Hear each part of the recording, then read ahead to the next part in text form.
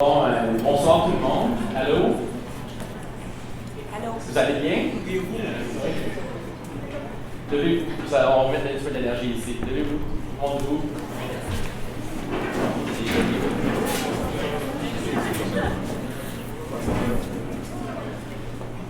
Bon, on peut se rasseoir. Je pense que c'est assis pendant très longtemps. Puis, j'aime ça avoir une audience qui est énergétique et qui est engagée. Fait que, bonjour tout le monde, mon nom c'est Patrick, je suis un créateur de contenu de base et en fait je gère la communauté des créateurs web particulièrement à Montréal, mais je fais aussi beaucoup de collaborations avec plusieurs organismes tels que eInfluence. Je suis vraiment ravi d'être ici aujourd'hui. Donc aujourd'hui, comme vous voyez avec le titre, on va parler des avantages du merchandising pour votre marque. Combien de personnes ici fait du merchandising, qui a couramment un merchandise pour leur marque ou bien pour leur chaîne YouTube ou Instagram? Personne? Ok, c'est correct? Oh, une personne? Ok, c'est bon. Donc, en fait, ça, je vais vous montrer comment ça marche, c'est quoi les avantages. Et en fait, comment ça peut attribuer autant pour les créateurs, comme je l'ai dit, et autant pour les marques. Donc, c'est quoi le merchandising?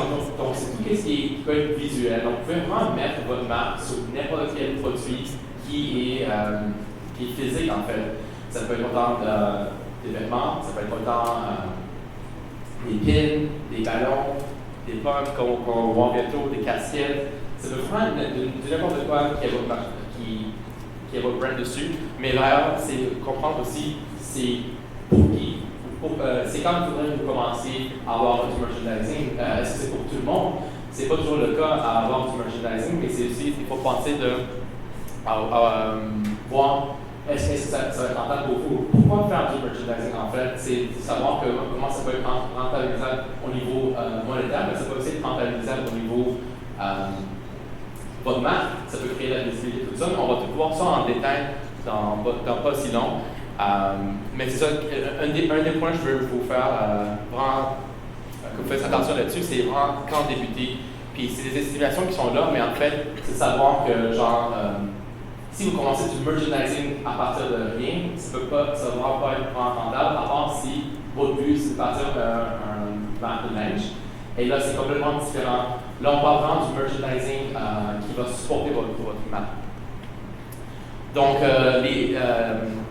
les différents avantages qu'on a placés là, ne sont pas exclusifs à un ou à l'autre, mais ça peut attribuer plus un à l'autre. Je veux que vous mettiez en place que genre comment le merchandising peut aider votre marque à grandir à partir de créer une communauté autour de votre marque. En fait, pendant mon parcours, je travaille avec plusieurs marques et avec ça, qu'est-ce qu'on a fait, c'est que en commençant à créer du merch pour cette marque-là, on a remarqué plusieurs des bonnes choses comme des discussions qui se font. Donc, imaginez qu'il y a des gens qui portent votre chandail qui marche, puis l'autre personne qui porte ça, bien, ça fait des conversations. Pour beaucoup des marques, on appelle ça aussi le walking billboard, parce que ça fait des annonces, ça fait de la publicité naturelle. En fait, vous êtes en train de gagner de l'argent en vendant vos produits, et en même temps, si j'en ils portent avec Pride, puis ils marchent, ça crée la visibilité, ça fait la pub. Et nous, en fait, on a remarqué, c'est ça, c'est en créant des conversations, mais des fois, c'est des gens qui ne connaissent pas votre marque, ils vont dire c'est quoi que vous portez? C'est quoi, mettons, e-influence, mettons. Les gens qui portent une chaîne e-influence sur marque, c'est quoi e-influence? Mais là, la personne qui porte, il va faire la pub pour ça, il va parler de cette marque-là, ça va créer la visibilité de retour pour cette entreprise-là. Puis autant pour les créateurs web, mais les créateurs web, c'est ça qu'ils cherchent? Ils cherchent à agrandir leur audience, ils cherchent à aussi créer une communauté, mais aussi faire de l'argent. Beaucoup de créateurs de contenu ici au Québec, ils dépendent de marchandises pour en fait créer de l'argent, créer des revenus pour plusieurs raisons, mais en fait c'est indispensable. Puis en fait, il y a beaucoup de des gros créateurs, des gros influenceurs aux États-Unis qu'on a parlé avec, eux aussi ils disent si c'est pas du merch qu'il y avait, ben, ils vont pas pu survivre aujourd'hui. Fait que c'est vraiment quelque chose à ne pas manquer. Puis je vais faire un point en fait sur pour décider quelle sorte de merch à faire, quoi marquer dessus. Mais en fait, je vais vous donner un exemple. En fait, ça, c'est une créatrice qui a changé couramment. Elle a utilisé des slogans, en fait, à partir directement d'essais vidéo YouTube. Puis les gens ben, en fait, ils partent avec ça pour dire « Ah, je trouve ça fun », ils achètent du support de la création de contenu. Il y a aussi eu des créateurs ici qui ont décidé qui ont mis des slogans sur leur vêtements. Et la façon pour décider ça, je vous dirais d'aller voir dans les commentaires, c'est quoi les mots que vous avez utilisés qui reviennent le plus souvent. Puis avec ça, ben, vous pouvez commencer à créer du merch à partir de ça aussi. Il faut vraiment diversifier le type de merch que vous pouvez créer et pas seulement mettre votre logo. En fait, une des campagnes que je dis aux gens, c'est ne pas vendre, si dans ce cas-là, un vêtement ou votre produit, c'est vraiment vendre une histoire. C'est ça que vous allez pouvoir faire à partir des merch. Vous pouvez vraiment créer différents affaires visuelles. En fait, je vais vous donner un exemple ici.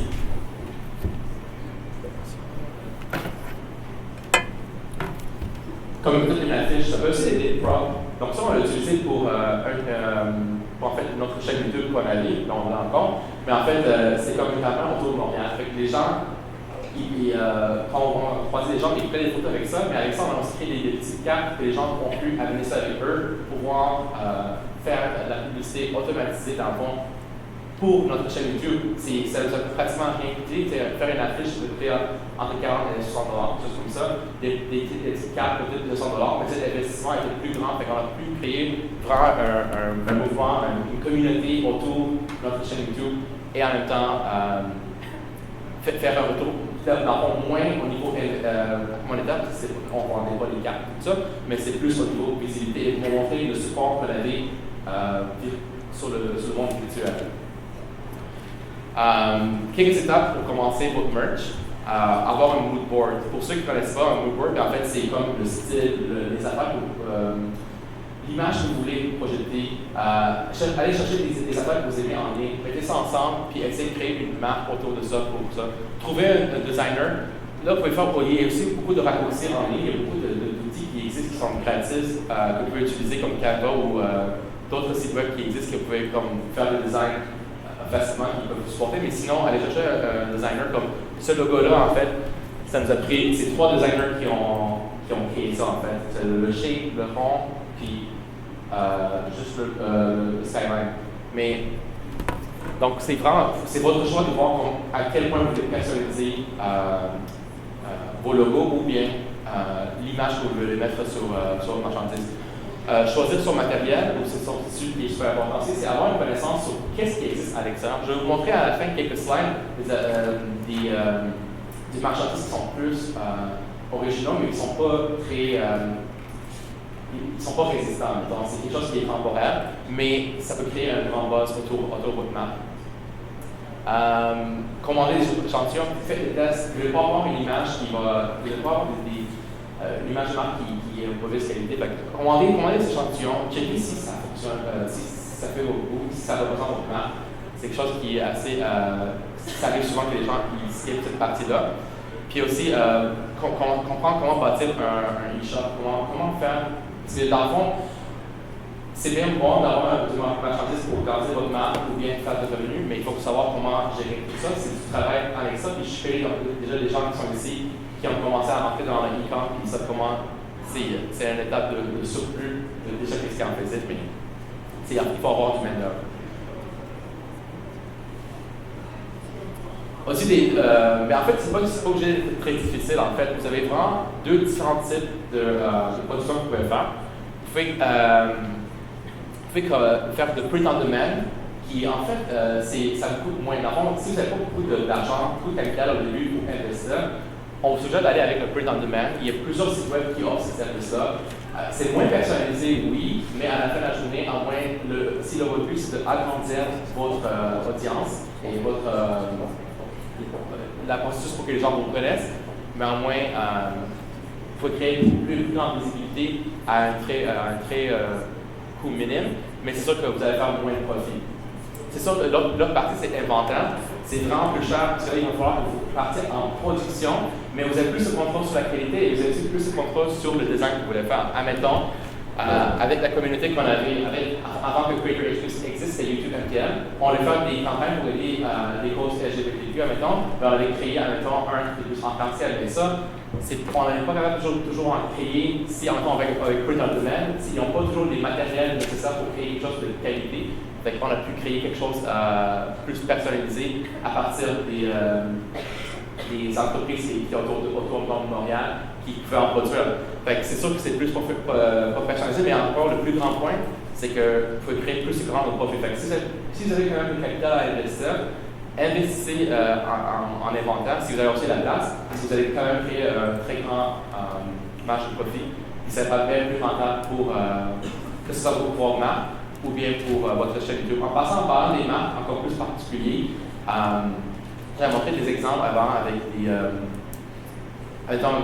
On voyait le monsieur qui est là qui travaille dans le café, mais ils ont créé un ligne de marchandises qui sort au-delà de leur café, qui crée des conversations aussi. Fait que c'est, comme je dis, c'est aussi bon que les marques en créent pour des raisons peut-être moins financières, mais même plus support et visibilité.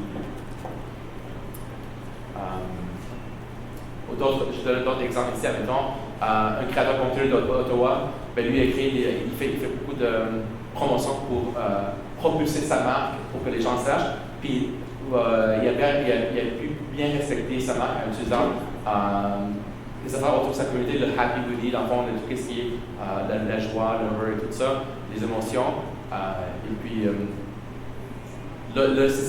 toute sa marque elle est entourée autour de ça. Puis, en fait, il fait super bon job au niveau de créer sa communauté. Là, il fait des événements. Fait que ça peut vraiment vous amener plus loin que ce que vous voyez. Donc, diversification des produits. Comme je dis, il y a plusieurs idées que vous pouvez faire. Vous pouvez faire même maintenant du 3D printing et avoir des affaires personnalisées avec votre marque. Mais pensez à des affaires qui sont utiles à la quotidienne, comme, mettons, un cover pour le cell phone ou bien les pods. Pas ça, les quoi? Les sangles pour le téléphone? Oui, en fait, ça, l'affaire rond qu'on met pour tenir les téléphones, ça marche, c'est très utile. Les pins, on en a créé pour la communauté, on a fait une collaboration avec l'Hip-Hop qui, en fait, c'est quelqu'un qui fait à la main des pins. Fait on a créé des pins en même temps, mais ces pins, c'est assez. C'est pas comme le quotidien d'avoir des vêtements et tout ça, des crayons, mais des affaires qui sont plus temporaires, comme. On voit ici une pomme, faire des gravures sur des pommes, faire un cadeau personnalisé ou bien un ballon personnalisé. Mais ça ne va pas rester trop longtemps, mais en même temps, ça peut vous démarquer des autres. Et ça ne va pas nécessairement créer de l'argent parce que ce n'est pas quelque chose que vous pouvez vraiment vendre, mais c'est plus, ça crée vraiment une marque plus visible. Et tout le point au niveau du monde qui parle de vous. Fait que, donc, c'est ça, là, je n'ai pas mis tous les bons images. Il y a quelques images qui représentent ça, mais j'en ai pu mettre d'autres. Mais des exemples, ça aurait été comme les filles qui s'expriment en ligne. Les gens qui portent vos vêtements ou qui ont vos autocollants ou n'importe quelle marchandise que vous vendez. Mais qu'est-ce que ça peut créer? C'est que c'est en ligne, les gens vont créer ce contenu pour vous. Parce qu'ils vont dire, oh, je porte tel vêtement, je supporte telle personne. Puis ça, qu'est-ce que ça fait à la fin de la journée? Bien, ça crée du contenu pas mal gratis de retour pour vous. Et c'est pas nécessairement que vous allez envoyer la marchandise. C'est pas nécessairement le marketing d'influence qu'on parle ici. C'est vraiment les vrais consommateurs qui ont acheté vos produits pour en parler de vous. Fait que ça fait vraiment un bel retour à la fin. Ça montre un support plus grand. Et un des secrets que je vais vous donner aujourd'hui, une affaire qui n'est pas parlée très beaucoup, mais c'est Google Maps en fait. Vous pouvez vraiment créer beaucoup de visibilité avec votre marque sur Google Maps. Imaginez si vous avez du marchandise. Fait que, mettons, comme la marque qui est là, quand on travaille ensemble, c'est le nom de Broma. Bien, en même temps, cette modèle-là qui a pris la photo à la ronde, elle a pu publier cette photo-là sur Google Maps, créer encore plus de visibilité. Et je vous mets sur le test. En fait, après cette conférence-là, faites une comparaison, prenez des photos, n'importe où vous allez, commencez à publier ça. C'est pas obligé de faire avec une marchandise, juste prenez des photos dans le magasin, le cinéma, même ici, de l'élément, publiez-le avec le geotag de Google Maps. Comparez, revenez, envoyez-moi peut-être un courriel, quelque chose, pour voir si la comparaison entre les chiffres que vous avez reçus sur Google Maps et comparaison à ce que vous avez reçu sur Instagram, qu'est-ce qu'il y a avec les chiffres. Il faut vraiment créer une grande influence là-dessus. À pas oublier les plateformes qui existent, mais Google Maps, c'est quelque chose que c'est moins utilisé au niveau influence, on peut dire, mais ça peut être très utile pour chacun d'entre vous qui veut créer de l'influence là-bas. Mais je vous invite à nous rejoindre sur les différentes plateformes. En fait, comme je dis, on est la communauté créateur web. Puis si vous avez des questions, des affaires, on fait plein d'événements, puis on voudrait vous avoir avec nous. On fait comme vous êtes bien collaborer avec Influence. Mais c'est ça que j'aimerais ça savoir. Je suis quand même curieux de voir si le temps vous participez à un petit test, de voir une comparaison de Google Maps et tout ça, et voir si maintenant vous voulez partir pour pas venir de merch. On a déjà fait des conférences là-dessus, puis on les a mis sur notre site web, je dois avoir ces informations-là avec surplus. Je vous remercie et je vous invite à poser des questions si vous en avez. Oui? Vous avez dit au début que vous voulez dire quoi précisément quand il faut 1 an d'opération de potentiel et anti-là, c'est-à-dire ça serait quoi pour vous le minimum qu'il faut avoir pour commencer à faire du merchandising? Si c'est pour des marques qui sont pas. Dans le fond, c'est pas très événement. Vous avez un café ou un magasin ou vous avez un événement. Si vous créez du merch depuis le début, ça va être plus dur à le vendre. Vous pouvez toujours créer rien qui vous retire de créer le merch, mais vous n'allez pas nécessairement en vendre depuis le début parce que vous n'êtes pas connu encore. Si vous êtes en opération pendant 1 an, ça donne un bon développement de commencer à bâtir cette base-là. Et après ça, les gens commencent à vous connaître. C'est comme être connu à travers notre ville au complet, ça serait déjà ça? Être connu à travers notre ville au complet, c'est déjà ça? Oui, bien sûr. Ok, c'est bon. Oh, oui, si c'est dans le côté influenceur, admettons, c'est avoir une bonne base d'audience. Ouais, Puis une communauté qui est engagée, qui rentre, ça va vous rentrer. Ok. Autre question? Oui. Vous n'avez pas parlé beaucoup du lien entre le merch et la personne ou la compagnie, qu'est-ce qu'elle fait? Parce que j'ai l'impression que n'importe qui peut juste partir du merch, puis ça ne marche pas vraiment. Je me disais, par exemple, Ricardo, je trouve que c'est un bon exemple, il fait de la nourriture, l'accès, tout ça, puis il y a comme du merch qui a un lien, en fait, mais je trouve qu'on n'a pas vu justement le lien de n'importe qui sort un t-shirt, puis pourquoi est-ce que ce t-shirt-là fonctionnerait, par exemple? Oui, effectivement. Fait que, autant comme Ricardo, c'est des années qui en marche, qui est bien connu avec ce qu'il fait, mais ça revient à la fin de la journée. Ricardo, quand il est parti son merch et tout ça, ça le fait rentabiliser au niveau, encore créer plus de visibilité.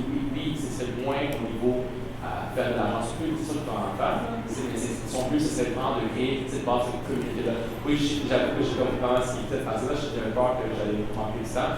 Mais si on peut parler au niveau de la communauté, effectivement, c'est un aspect qui est super important, qui va manquer très souvent quand les gens parlent de marque et tout ça. C'est ainsi de plus en plus, on voit la force d'une communauté, comment ça peut être rentable. Puis dans le cas de Ricardo, mais c'est la même chose, c'est les merch qui peuvent partir, que ce soit plus destinateur ou bien que ce soit plus comme des objets, la cuisine, tout ça. Les gens en confiance, ils vont avoir un à utiliser ces produits-là. Puis à la fin de la journée, ils vont en parler. Ils vont parler avec d'autres personnes qui vont dire bon, je suis cette personne-là, oui, je suis ce Ricardo, parfait. C'est créé vraiment cette conversation-là.